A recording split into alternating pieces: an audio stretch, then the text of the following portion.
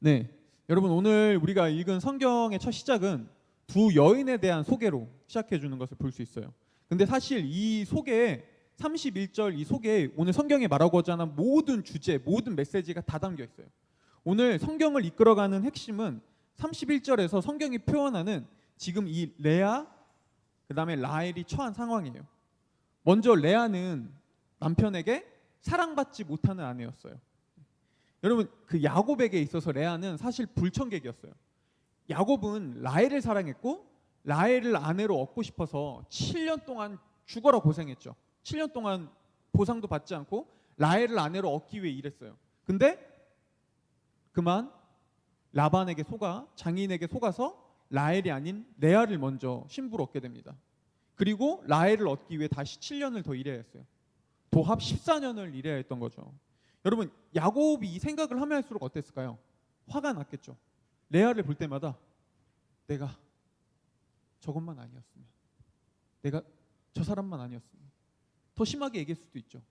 7년에 끝냈을 거를, 내가 사랑하는 라헬을 얻었을 텐데 내가 7년이나 14년을 내가 이 개고생을 저 레아 때문에 그랬겠죠. 당연히 레아를 좋아할 리 없죠. 그렇게 레아는 남편에게 사랑받지 못하는 아주 가련한 여인이었어요. 하지만 하나님께서는 이런 레아를 불쌍히 여기셨고 그녀의 태를 여셔서 그녀에게 자녀를 많이 낳을 수 있는 그런 축복을 주십니다. 여러분, 반대로 라헬은 남편의 사랑받는 부인이었어요. 야곱의 모든 관심과 사랑을 라헬에게 쏠려 있었습니다. 라헬은 부족함 없이 사랑받았어요. 그런데 라헬에게도 부족한 게 있었다고 성경은 말해요. 자녀가 없었어요.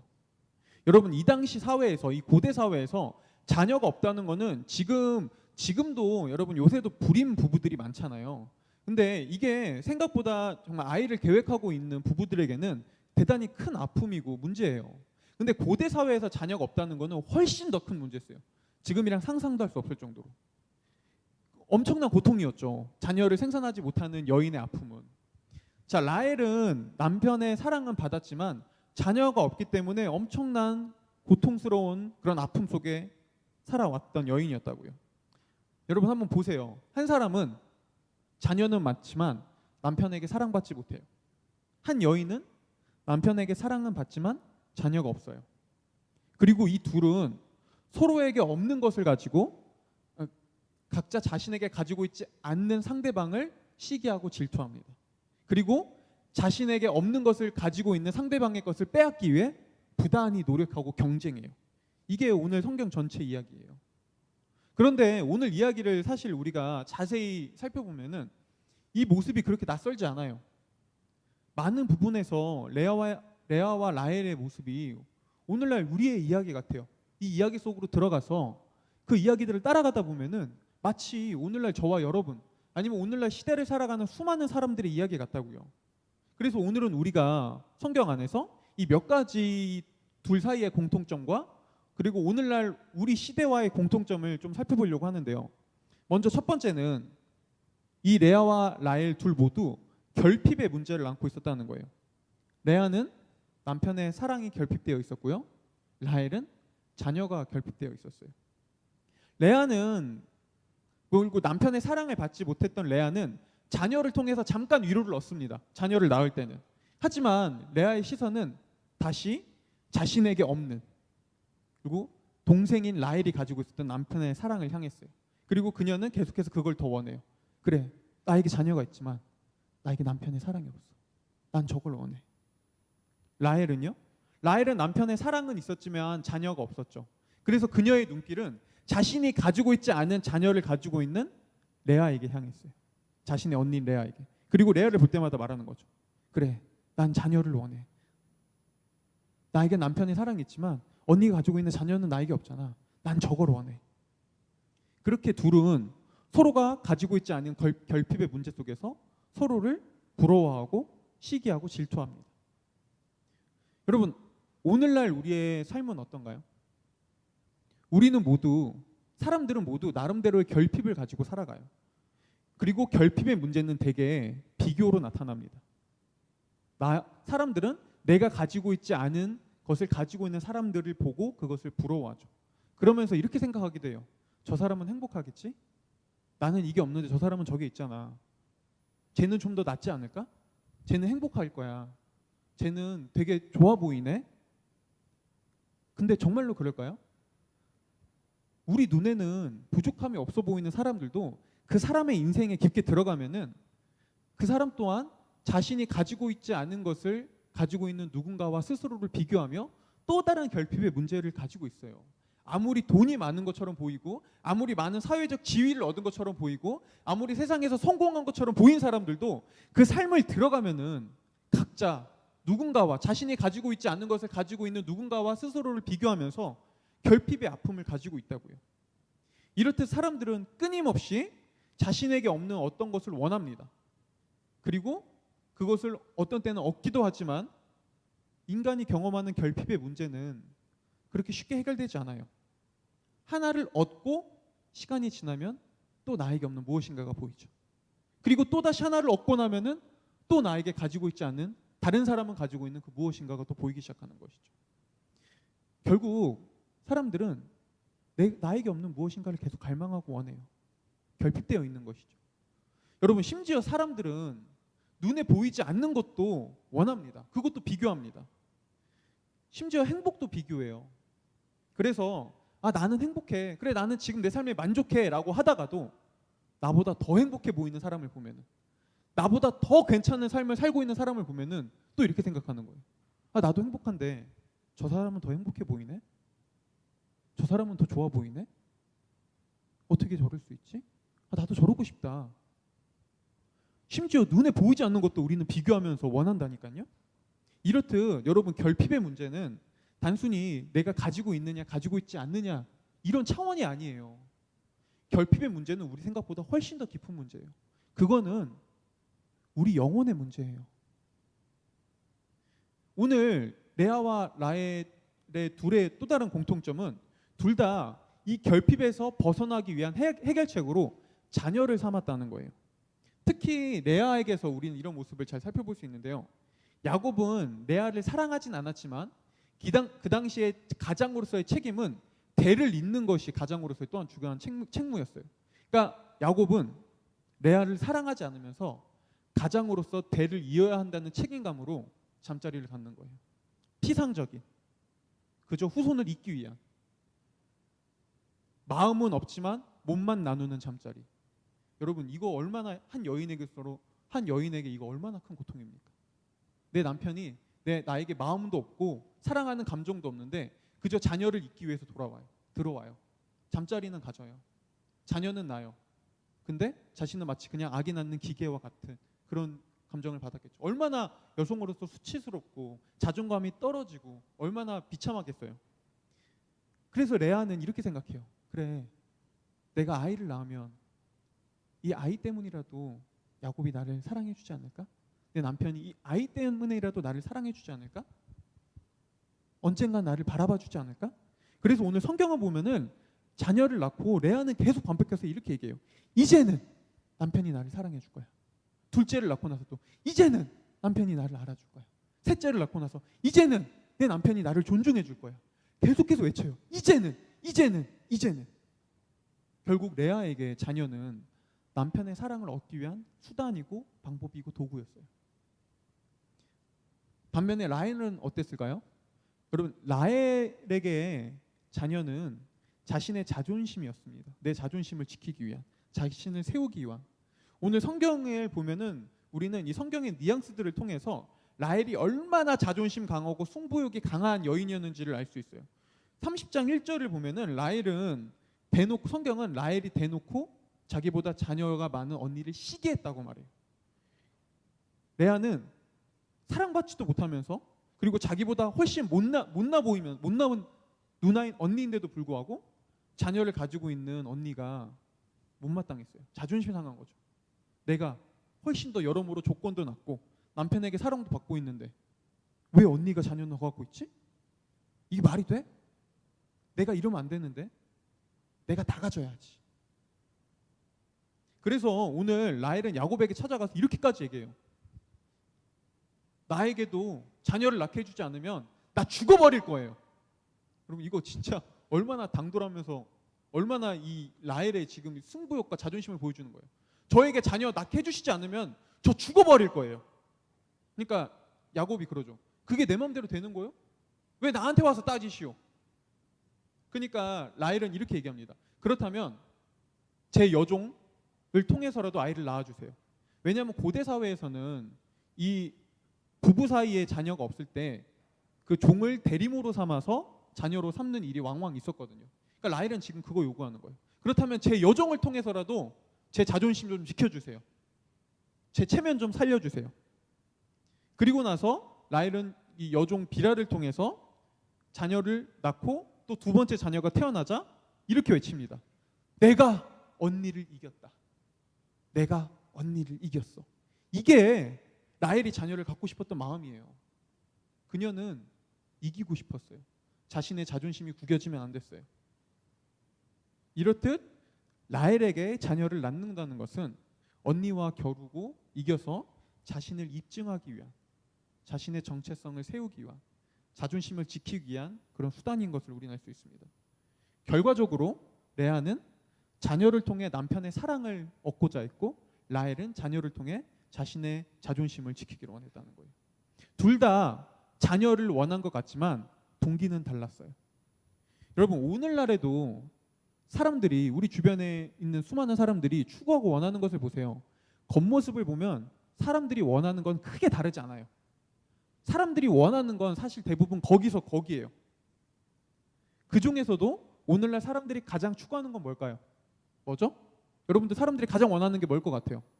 여러분들이 가장 좋아하는 거 돈이죠. 오늘날 사람들은 돈을 가장 추구합니다. 하지만 돈을 가장 추구하는 이유는 달라요. 돈을 쫓는 것 같지만 겉으로 보기엔 그 내면의 이유는 다르다고요. 여러분 최근에 넷플릭스에서 되게 이슈가 됐었던 그 인간 수업이라는 드라마는, 넷플릭스 드라마는 여기서 보신 분도 있을 텐데 그 돈을 최고의 가치로 쫓는 고등학생들의 이야기를 해줘요. 이들은 고등학생이면서도 불구하고 돈을 최고로 가치로 쫓기 때문에 돈을 위해서라면 수단과 방법을 가리지 않고 심지어 죄책감도 가지지 않는 것을 볼 수 있습니다. 그런데 이들이 이렇게까지 돈을 원하지만 돈을 원하는 이유는 보면 다 달라요. 먼저 그 드라마의 주인공인 지수는 이 어렸을 때부터 부모의 돌봄을 제대로 받지 못해서 부모의 도움 없이 나의 힘으로 고등학교를 졸업하고 대학을 졸업하고 내가 회사에 취업하는 그런 평범한 일상을 살기 위해서는 나에게 돈이 있어야 되겠구나. 나에겐 그 누구도 나를 서포트해 줄 수 있는 사람이 없으니까 내가 직접 돈을 벌어서 이걸 평범한 인생을 살 수 있게 해야지 라는 그런 동기로 돈을 쫓습니다. 반면에 지수와 달리 부잣집에서 태어난 여주인공 규리는 집에서 주는 압박감, 그 집에서 어렸을 때부터 그녀에게 가져다주는 이 압박감에서 벗어나기 위해서 독립과 자유를 위해 돈을 추구하고 쫓아요. 또 같은 반 학생인 미니는 남자친구가 원하는 선물을 사주고 남자친구를 잘 달래줘서 남자친구의 사랑을 얻기 위해 돈을 추구하고 원합니다. 이처럼 그 드라마 속에서 나오는 인물들은 다 돈을 추구하는 것 같지만, 다 돈을 맹목적으로 쫓지만 동기는 달라요. 마찬가지죠. 오늘날 사람들은 겉으로 볼 때는 다 돈을 원하고 똑같은 걸 추구하는 것 같지만 내면의 동기는 다릅니다. 사람들이 돈을 추구하는 이유는 그 돈이 자신이 원하는 것을 가져다 줄 수 있다고 믿기 때문에 돈을 쫓는 것이죠. 오늘 레아와 라헬이 자녀를 통해 자신의 문제를 해결하려고 했던 것처럼 오늘날 현대 사람들은 돈을 통해 자신들이 가지고 있는 문제를 해결하려고 한다는 거예요. 자, 세 번째는 레아와 라헬은 모두 자녀를 통해 문제를 해결하고 싶어 했지만 정작 그녀들이 원했던 자녀가 둘의 문제를 해결해 주지 못했다는 겁니다. 먼저 레아는 자녀를 낳을 때마다 계속해서 얘기합니다. 이제는 남편이 날 사랑해 줄 거야. 이제부터는 남편이 날 바라봐 줄 거야. 끊임없이 자녀를 통해 남편의 사랑을 받기를 원했지만 그녀가 첫째를 낳고 둘째를 낳고 셋째를 낳고 넷째를 낳고 아무리 낳아도 남편은 자신을 사랑해 주려고 하지 않았어요. 그럴 기미조차 보이지 않았어요. 라헬은 어떤가요? 라헬은 자녀만 있으면 자신이 언니를 이기고 자신의 인생에 더 이상 부족함이 없을 것 같았어요. 난 남편도 사랑하고 남편도 나만 바라봐 주는데 여기에 자녀만 있으면 이제 내 인생은 완벽해질 거야. 근데 아무리 노력해도 자녀가 생기지 않았죠. 그래서 라헬은 생각합니다. 그래, 내 여종을 통해서라도 자녀를 갖자. 그것도 내 자녀잖아. 그럼 내 인생 괜찮아질 거야. 그 여종을 통해서 2명의 자녀를 갖습니다. 근데 처음에는 그리고 외치죠. 이겼다. 내가 이겼다. 처음에는 약간 만족스러웠어요. 이긴 것 같았어요. 근데 시간이 지나니까 아니에요. 아니에요. 그리고 라헬은 생각합니다. 그래, 역시 내가 직접 낳은 내 자녀가 있어야 돼. 내가 직접 낳아야 돼. 그래서 오늘 성경 마지막 절을 보면은 드디어 라헬이 자신의 배로 자녀를 낳아요. 그 자녀가 요셉이에요. 성경에서 그 유명한. 그런데 이 자녀를 낳고 라헬이 그렇다면 드디어 만족했을까요? 그렇지 않습니다. 오늘 24절을 우리가 한번 다 같이 읽어보겠습니다. 라헬이 마지막으로 자녀를 드디어 그토록 원하던 자녀를 낳고 이렇게 얘기해요. 다 같이 한번 읽어볼게요. 시작. 다시 다른 아들을 내게 더하시기를 원하노라 하였더라. 제가 다시 한번 읽어드릴까요? 그 이름을 요셉이라 하니 여호와는 다시 다른 아들을 내게 더하시기를 원하노라. 지금 라헬이 뭐 한 거죠? 드디어 내 배로 내가 자녀 낳으면 괜찮을 줄 알았는데 낳자마자 이렇게 얘기하는 거예요. 하나님, 한 명 더요. 하나 더요. 여러분, 오늘날 우리 모습 아니에요? 이게 성경에서 있는 옛날 얘기인가요? 우리와 동떨어진 얘기인가요? 오늘날 현대 사람들의 우리 주변에서 일어나는 얘기 아닌가요? 오늘날 사람들은 항상 외쳐요. 이것만 있으면, 저것만 있으면.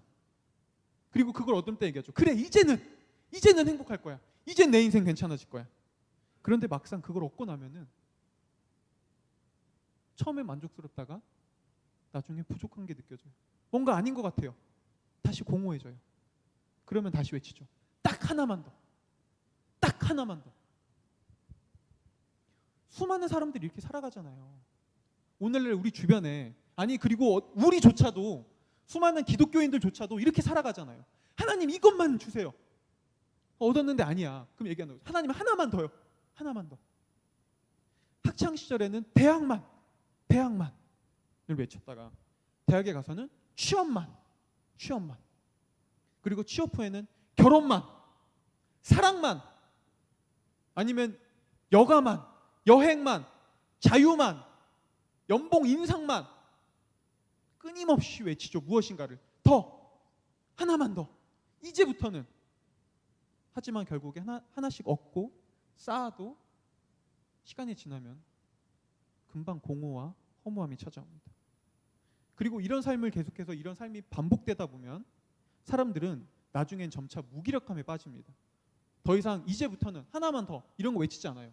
이런 삶을 반복한 사람들 보면은, 여러분, 그래서 나이가 지긋하신 사람 중에서 인생을 산 사람들 보면은 마치 뭐 해탈한 것처럼 사람들이 얘기하죠. 아, 저분은 해탈했어. 근데 사실 해탈한 게 아니라 인생의 무기력함에 빠진 분들이 많아요. 그래서 얘기하는 거죠. 야, 인생 살아보니까 아무것도 없더라. 야, 별거 없더라. 지금은 좋은 것 같지? 나중에 다 아무런 의미도 없더라.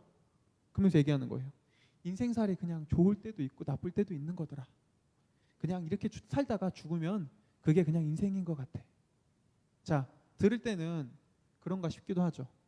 하지만 여전히 그렇게 인생을 살아가다 보면 우리 마음 한켠에는 또 이런 생각이 든다는 거예요. 정말 인생이 그런 걸까? 정말 그냥 이렇게 살다 죽으면 아무것도 남지 않고 끝나는 걸까? 거기서 조금 더 철학적인 사고를 하거나 조금 더 인생에 대해서 고민하는 사람들은 여기까지 나갑니다. 그렇다면 내가 굳이 이렇게 살 필요가 있나? 굳이 이렇게 살아야만 하나? 오늘 레아와 라헬의 네 번째 공통점은 앞서 이야기한 이 허무와 공허, 무엇으로도 채워지지 않는 이 메마름에 대한 원인을 보여준다는 거예요.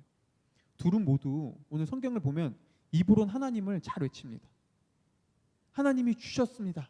하나님이 들으셨습니다. 하나님이 저의 소원을 기억해 주셨습니다. 그런데 둘은 하나님은 엄청 외치지만 정작 하나님을 그들 삶의 주변부에 놔요. 하나님이 한 번도 그들 인생의 중심인 적이 한 번도 없었다는 거예요. 그리고 이거야말로 그녀들이 겪는 문제와 아픔의 가장 결정적인 이유였어요. 여러분, 오늘 성경 이야기를 자세히 보면은 가장 천시받고 가장 멸시받고 가장 외면받고 가장 사랑받지 못하고 있는 사람은 레아도 아니고 라헬도 아니고 그녀들의 두 여종 실바와 비라도 아닌 바로 하나님이에요. 오늘 성경을 자세히 한번 읽어보세요. 가장 천시받고 멸시받고 가장 저 주변부에서 아무런 관심도 받지 못하고 있는 분은 하나님이세요. 둘은 자녀를 낳을 때마다 끊임없이 하나님을 외치지만 단 한 번도 하나님을 인생의 중심에 두지는 않습니다. 레아와 라헬에게 하나님은 그저 아이를 잘 낳게 해주는 불임 전문 의사던가 아니면 부부생활 상담가에 지나지 않았어요. 하지만 하나님이 불임 전문 의사와 부부생활 상담가로 전락한 순간 둘의 문제는 결코 해결될 수 없었습니다. 사실 레아와 라헬이 경험하는 문제의 가장 큰 원인은 여기에 있었어요. 하나님을 그녀들의 삶의 주변부로 밀어 넣어버린 것, 그리고 그 가장자리에 다른 것을 앉힌 것. 그나마 레아는 잠깐 이 사실을 깨달아요. 레아가 첫째를 낳고 둘째를 낳고 셋째를 낳으면서 이제는 내 남편이 나를 사랑해 주겠지? 라고 외치지만 자신이 원하는 사랑이 오지 않거든요. 넷째 유다를 낳고 레아가 처음으로 이렇게 고백합니다. 이제 내가 하나님을 찬양할 거야. 이 말이 뭐죠? 레아는 잠깐 알았어요. 아, 그래, 남편의 사랑이, 자녀가, 이런 것들이 나를 행복하게 해주거나 나에게 만족을 주는 게 아니구나. 나에게 하나님이 필요하구나. 하나님만이 나를 가장 사랑해 주시고 나를 알아주실 수 있는 분이구나. 그래, 하나님이구나. 그리고 레아는 잠깐 하나님을 중심으로 놓습니다. 그런데 좀 시간이 지나면서 레아가 자신도 모르는 사이에 또 하나님을 주변으로 밀어넣기 시작해요. 그러자 레아의 눈에 다른 것들이 보이기 시작합니다. 특별히 라헬이 종을 통해 자녀를 2명이나 낳는 그 모습들이 보이는 거예요. 그리고 레아는 다시 불안해하기 시작하죠. 하나님이 주변부로 밀려냈거든요. 그리고 레아는 다시 흔들리면서 다른 것들을 중심에 놓기 시작합니다. 다시 예전에 자신이 쫓았던 남편의 사랑, 자녀, 이런 것들을 다시 가운데 중심에 갖다 놓기 시작하죠. 그리고 어느새 하나님을 잊어버리기 시작합니다. 그리고 다시 레아 인생에서 하나님이 주변부로 밀려난 순간 레아 인생의 문제와 아픔은 다시 반복되기 시작해요. 거기서부터. 여러분, 오늘날 수많은 사람들이 세상 안에서 경험하는 모습도 마찬가지입니다. 여러분, 심리학자들은 인간이라면 누구나 이상하리만큼 가지고 있는 내면의 어떤 공허함, 무엇으로도 채워지지 않는, 만족하려고 해도 만족이 절대 될 수 없는 그 마음속 어떤 구멍을 가지고 내면의 블랙홀이라고 표현했어요. 그리고 이 내면의 블랙홀은 너무나 거대해서 어떤 걸 집어넣어도 다 결국엔 삼켜버립니다. 이 내면의 블랙홀 안에서 모든 만족은 다 순간이에요. 취업, 결혼, 자녀, 돈, 좋은 집, 물질, 사랑, 이런 것들은 순간입니다. 결국엔 내면의 블랙홀이 다 빨아들여버리고 우리에게 공허만을 남기죠. 여러분, 일반적인 종교들의 특징은 이 내면의 블랙홀을 우리가 잘 다스리는 법을 가르쳐줘요. 그래, 이 내면의 블랙홀을 가지고 잘 사는 법을 가르쳐주는 게 이 일반적인 종교예요. 그래서 내면의 블랙홀 속에 우리가 치우쳐지지 않도록 잘 마음을 정돈하고 다스리고, 그러기 위해서 수행을 해야 되고 고행을 해야 되고, 그러다가 조금만 자칫 잘못하면 다시 내면의 블랙홀에 빠지게 되고. 그래서 일반적인 종교 안에서 이 수행하고 고행이라는 것은 매우 어려운 과정이에요. 그래서 이 과정을 통과해서 내면의 블랙홀을 가지고면서도 평안하고 안정된 인생을 사는 사람은 아주 극소수에 불과합니다. 그마저도 자칫 잘못하면 다시 돌아가 버린다는 것이죠. 또한 일반적인 종교의 특징은 내면의 블랙홀을 다스리는 법은 가르쳐주지만 그 원인과 이유에 대해서는 설명해주지 않는다는 거예요.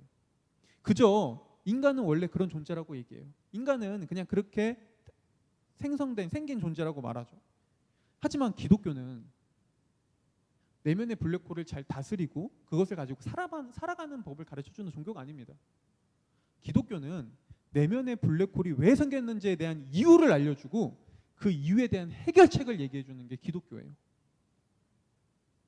그리고 기독교는 우리 내면의 블랙홀이 존재하는 이유가 오늘 레아와 라헬처럼 하나님을 우리 인생의 중심에서 주변부로 밀어내고 소외시키는 순간 하나님이 있어야 할 자리에 이 거대한 구멍이 생겼다고 말해요.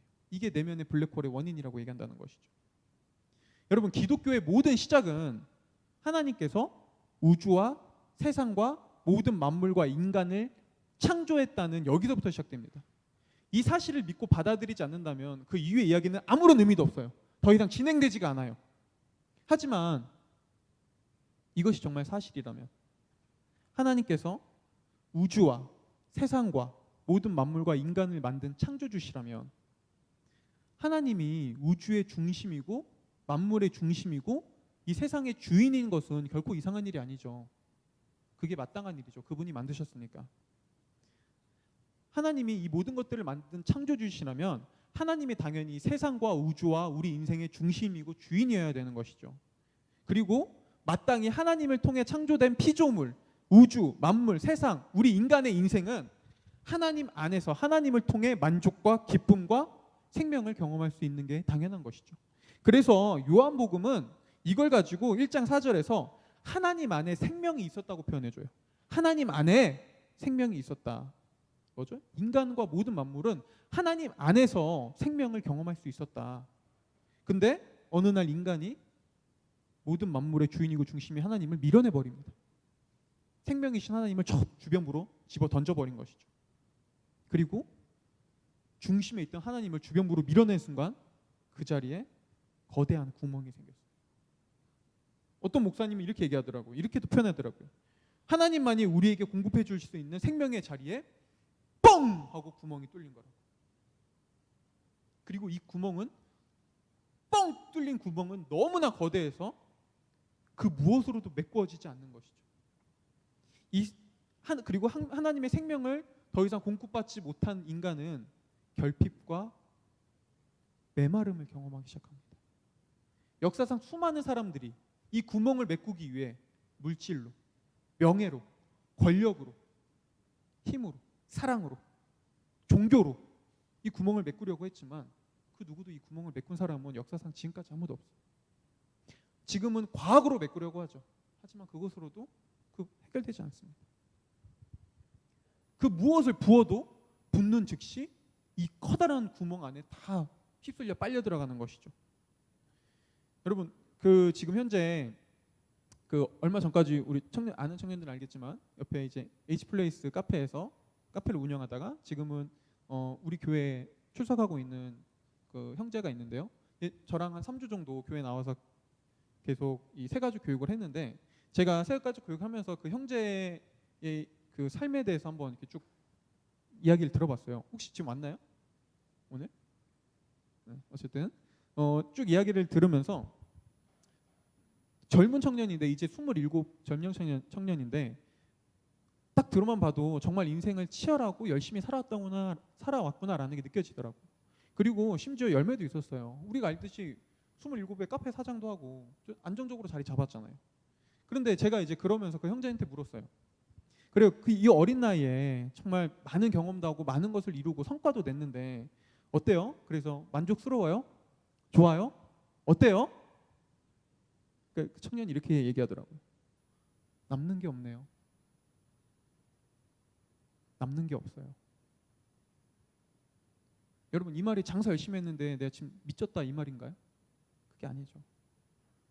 이 형제의 말은 무언가를 채우기 위해 끊임없이 열심히 채우며 쫓으며 열매를 이루어가려고 살아갔는데 남는 게 없네요. 이게 실존적 고백이었다는 거예요. 실존적 고백. 여러분, 남는 게 없네요라는 이 형제의 고백은 사실 하나님을 우리 인생 멀리 주변부로 밀어넣어버린 저와 여러분 우리 모두의 고백이에요. 사실은 우리 모두가 오늘 성경에 등장하는 레아고 라헬이에요. 우리는 우주의 중심이자 생명의 근원인 하나님을 저 멀리 밀어넣은 채 그 어마어마한 구멍을 아주 조그마한 다른 것들로 막 우겨서 채워 넣고 만족을 얻으려 살아온 사람들이죠. 연인의 사랑으로, 무엇인가를 이루었다는 어떤 보람으로, 눈에 보이는 성과와 성공으로, 돈과 명예로, 스펙으로, 종교 생활로. 하지만 우리가 그토록 뭔가를 채워내려고 했지만 우리 인생 가운데 그게 정말 우리에게 완전한 만족과 행복을 준 적이 있던가요? 잠깐이면 스쳐 지나가죠. 하지만 우리는 결국 오늘 레아와 라헬처럼 또 외쳐요. 그래서 이제는 이번엔 다를 거야. 아니면 또 외치죠. 하나만 더. 하나가 부족해서 그래. 여러분, 근데 오늘 성경은 우리에게 또 다른 놀라운 이야기를 하나 또 해줍니다. 그건 바로 하나님을 저 멀리 인생의 주변부로 밀어내서 그 자리를 다른 걸로 메꾸기 위해 끊임없이 노력하고, 그렇게 애쓰고 고통스러워하고 슬퍼하는, 그렇게 아픔과 신음소리를 내고 있는 우리의 소리를 하나님께서 들으시고, 우리의 아픔을 하나님께서 보시고, 우리의 고통을 하나님이 기억하고 있었다는 거예요. 비록 우리는 하나님을 저 인생 멀리 밀어버렸을지 모르지만 하나님은 여전히 우리에게 관심이 있는 것이죠. 하나님을 밀어내서 거기서부터 오는 이 죄의 문제를 해결하기 위해 고통과 아픔과 슬픔 가운데, 좌절 가운데 있는 우리를 하나님은 계속 보고 우리의 신음소리를 듣고 우리의 문제를 기억하고 있었다는 거예요. 그러면서 안타깝게 생각하시는 것이죠. 불쌍히 여기시는 것이죠. 슬퍼하시는 것이죠. 하나님 우리를 보시면서. 오늘 그래서 성경을 보면은 이야기 중간중간마다 이런 하나님의 보고 듣고 기억하시는 모습들이 나와요. 그래서 오늘 성경은 이렇게 설명해줘요. 이건 제가 읽어드릴게요. 이런 식으로 성경은 중간중간 얘기해줘요. 여호와께서 레아가 사랑받지 못함을 보시고 하나님께서 레아의 기도를 들으셔서 하나님께서 라헬을 기억하신지라 그의 소원을 들으시고. 여러분, 이게 하나님의 마음이에요. 이게 하나님의 마음이에요. 오늘 하나님께서는 하나님의 이름은 부르지만 정작 하나님을 저 곁에 밀어넣은 채 그 구멍을 어떻게든 자신의 힘으로 채우려고 노력하는, 그렇게 애쓰고 힘들어하고 울며 고통 속에 있는 레아와 라헬의 아픔을 보시고 그 신음소리를 들으시고 그들의 고통을 기억하시면서 이렇게 말씀하시는 거예요. 그들을 향해. 얘들아, 그거 아니야. 거기에 답이 있는 거 아니야. 여기에 있어. 나한테 있어. 하나님은 오늘 이 얘기를 지금 이 순간에도 하나님을 저 인생의 주변부로 밀어넣고 수많은 것들로 채워지지도 않는 그 구멍을 메꾸기 위해 노력하는 수많은 사람들 향해서 그들의 아픔과 고통과 슬픔과 그 눈물을 기억하면서 오늘도 여전히 외치신다고요. 우리 주변에 있는 사람들에게 혹은 이 자리에 있는 여러분들에게 말한다고요. 그거 아니야. 그거 아니야. 여기에 있어. 나에게 있어. 그리고 그래서 하나님께서는 누구보다 우리의 이 깨어짐의 문제를, 아픔의 문제를 해결하기를 원하세요.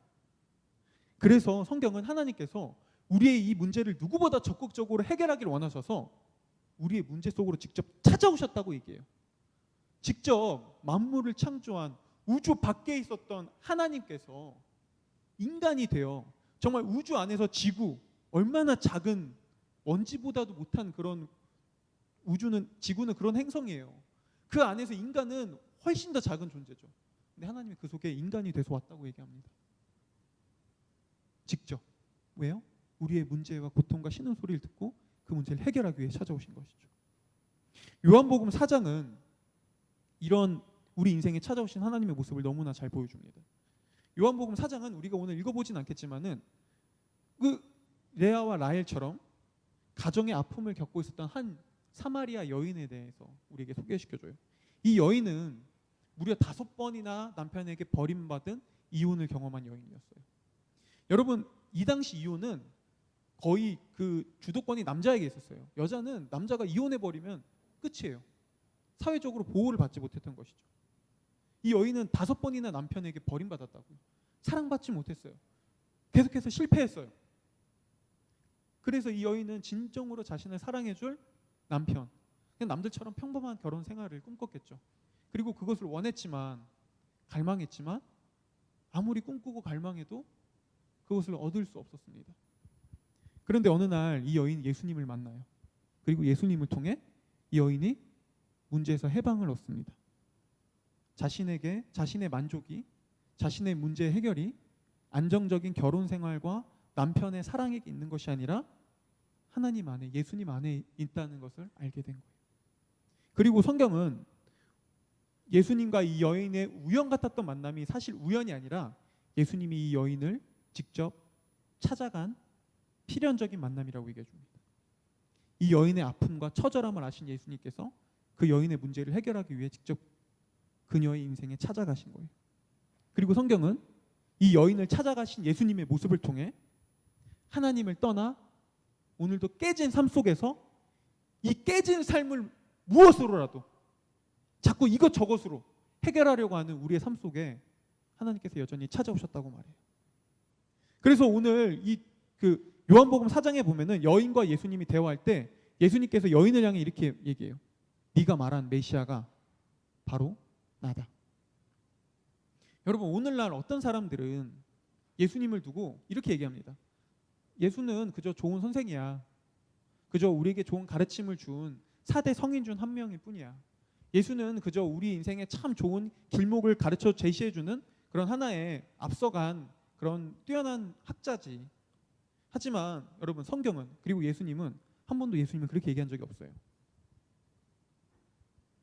성경은, 그리고 예수님은 항상 예수님에 대해서 이렇게 얘기해요.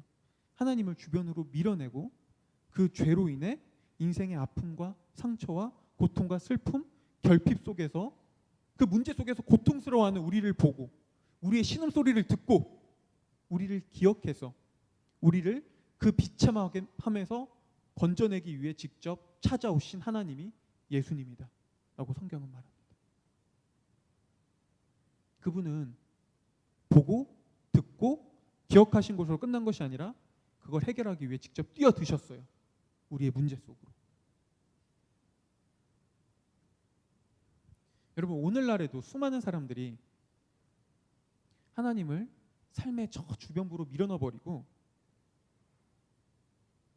자신을 중심으로 다른 것들을 그 자리로 메꾸려 하고 살아갑니다. 잠깐 중심으로 두기도 합니다. 어떤 사람들은.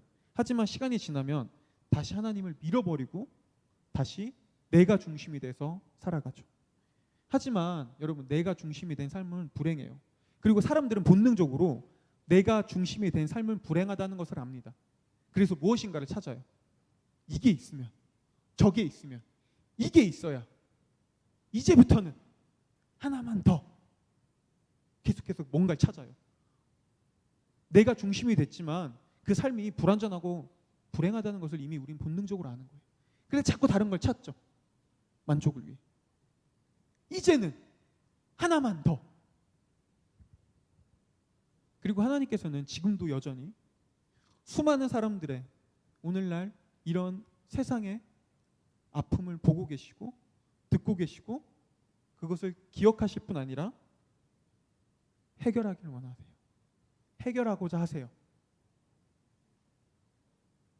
하지만 우리가 이 문제에서 벗어날 수 있는 방법은 오직 하나입니다. 하나님이 우리 인생의 중심이 되셔야 해요. 하지만 이거는 인격과 관계의 문제입니다. 이건 하나님이 억지로 할 수 있는 게 아니에요. 마치 기계처럼 너 그거 다 버려, 내가 해줄게. 그러게 아니에요. 그건 인격이 아니죠. 하나님이 인격이기 때문에 우리한테 호소하시는 거예요. 오늘 처음 성경 이야기 속에서 이 두 여인의 비참한 울부짖음 속에 사실 하나님의 울부짖음이 있는 거예요. 그거 아니야. 왜 거기서 찾고 있니? 여기 있잖아. 너희의 울음을 듣고 너희의 아픔을 보고 너희의 신음소리를 기억하고 있는 내가 여기 있잖아. 오늘도 하나님은 우리에게 외치시는 거예요. 그리고 우리가 이 하나님을 우리 인생의 중심으로 두었을 때 그 무엇으로도 해결되지 않고 아무것도 남는 것 없는 것 같은 우리 인생에 열매가 맺어지기 시작합니다. 그때부터 비로소 열매가 맺혀지기 시작해요. 우리 인생이 바뀌는 것이죠. 그래서 하나님은 지금 이 순간에도 하나님이 없어 하나님을 저 주변부로 밀어버려서 수많은 고통과 아픔과 슬픔 속에 있는 사람들을 기억하시고 그들의 중심이 되길 원하십니다. 그래서 오늘날에도 여전히 우리를 찾아오십니다.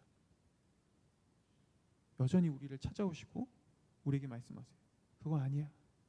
여기에 있어. 여기에 있어.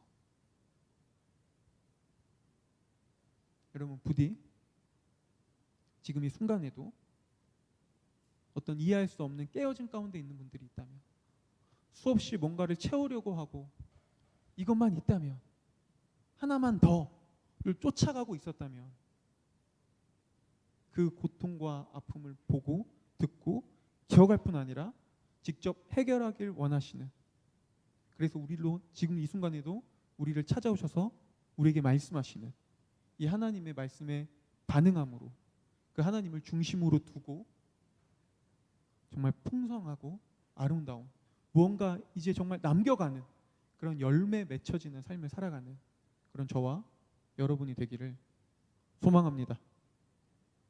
아멘.